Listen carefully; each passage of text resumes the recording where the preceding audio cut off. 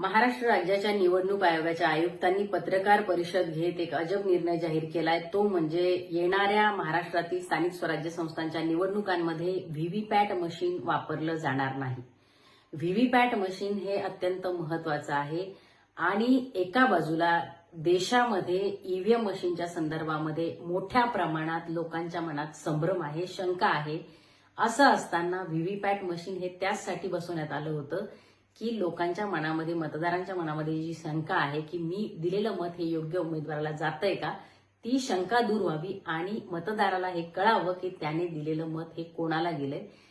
त्याला कळण्यासाठी व्हीव्हीपॅट मशीनची योजना होती. व्हीव्हीपॅट मशीन हे ईव्हीएम मशीनला प्रिंटर पोर्टद्वारे जोडलं जातं आणि ज्यावेळी मतदार हा मतदान करतो त्यावेळी काही सेकंदांसाठी व्हीव्हीपॅट मशीनवर एक स्लिप येते ज्यावर उमेदवाराचं नाव आणि चिन्ह हे लिहिलेलं असतं.